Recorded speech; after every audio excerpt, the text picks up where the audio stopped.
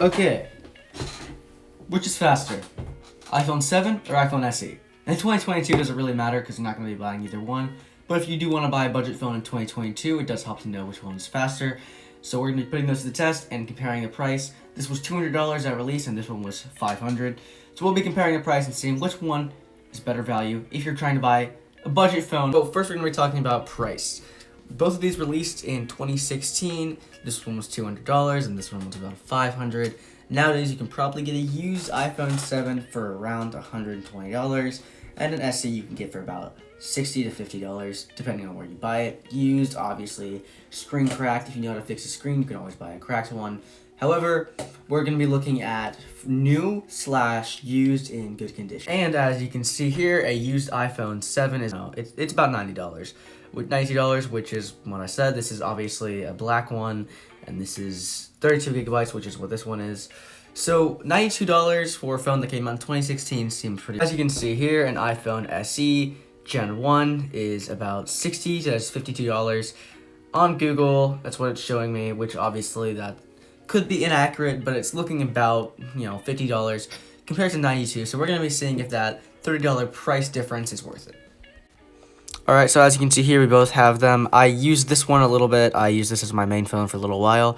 Same with this one. This one's been reset, but I still use this one on time to time. So we're going to be doing a quick speed test. As you can see, there are no apps open at the moment. We're going to be opening iMessage and open iMessage at the same time.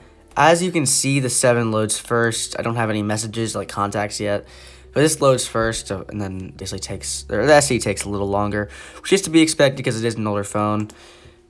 Next, we're going to be testing the camera and shutter speed. So as you can see, we both open both of these cameras up at the same time. The 7 loads notably faster. As you can see here, the cameras look roughly the same. However, the 7 does have live photo, and the SE does not have that feature. We're going to go ahead and turn on HDR, and you can see, we'll do a quick shot right here of these LEDs. As you can see, the shutter speed on the SE is actually faster there. Let's do that again. Once again, it looks like the shutter speed on the SE was faster. So we're going to be doing a selfie mode and testing out the front camera. Oh, or something to note, the SE does not have HDR on for the front camera, so you can't do super high definition. Let's test out the shutter speed one more time and just do that. The 7 was a little slower on that one, so now we're going to be turning HDR off and live photo off, it's being done for some reason. All right, and then flash is off, so shutter speed one more time, and that looks to be about the same. Of course, we'll be looking at just the regular design of these. Personally, I like smaller phones, and I believe the SE is a lot better in that fact. Of course, the 7 is a really pretty phone. They're both in rose gold. This does have square versus rounded edges, so you can set this down on a desk and you'll be playing a video. Versus the 7, you really do have to, be holding it. If you put it down on a desk, it will fall down. So if you want to be watching YouTube videos or something while you do something, you have to prop it against another thing. If you don't have a case on it, it'll slide. Not to mention, these came out in the same year, and one of these has a charging port and a headphone jack, and one only has a charging port. These both use the lightning cable. They don't use the 16-pin, but it is pretty noticeable that this does not have a headphone jack, which could be annoying, especially if you want to use this like an iPod type thing, play music, for a kid. Another thing to note with the SE that may be a little weird, home button. The power button is actually on the top, and speaking of the home button clicks. That is a physical button right there. So there is room for water and dirt and grime to get in there, versus the 7 is a just haptic. So that could be a big deal breaker depending on who you are. I don't make videos like this normally. If you guys want to see more, let me know. But out of these two, in 2022, if you're going to buy one, you can get a good one for about $100. I would go with the SE. And here's why. These are basically the same phone. The only features you're really losing on the SE are just the HDR and front camera and live photo, which, let's be honest, who really uses that? And obviously, the screen is, it's really small. And you might think that's a bad thing. However, I think if you're, a person who has small pockets, or just with smaller hands, this is like the perfect phone.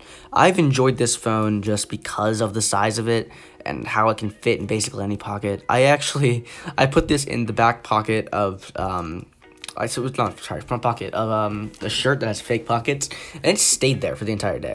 And the 7 is still a really small phone. However, I feel like it is just kind of not that good. It could be a lot better. Of course, it is only $100. If you were to buy one of these, you could buy both of them for a pretty decent price. Another thing to note, the colors are a lot more vivid on the SE than on the 7. And these are the exact same photo. The light's just kind of making it look weird. These are the exact same photo, and as you can see, the SE looks way better. Bring it a little closer. The exact same photo, the SE has way more vibrant colors. And you can even see kind of slightly hard to pick up because of YouTube's compression, but they just look a little better. So in 2022, if you want to get a cheap phone for your kids or for somebody in your family, or just you need a cheap phone and you want it to be an iPhone, I would go with an iPhone SE Gen 1. However, and this is a pretty big however, if you need a bigger screen and you cannot have a small screen, the SE is not for you. Not to mention the brightness. The brightness on the 7 is much better. So if you are over the age of like 60, buy a 7 because this SE will not work for you. Plus the refresh rate, which if you're older and don't really care about refresh rates, this isn't going to matter to you. The 7 does have a 60 hertz refresh rate, while the SE only has a 30. So if that really, or 40, sorry, 40. If that really is a big deal to you, don't go for the SE. But it's also, and I mean, really, for $60, what can go wrong? You're buying a phone that's still pretty stable. You could probably buy this actually new for about $100, which then you would get the unboxing experience. I don't know why you'd want to buy it new. But yeah, it also, both of these phones work with AirPods. So that's a note. They work with AirPods up to, I believe, Pro Gen 2s, if I'm not mistaken.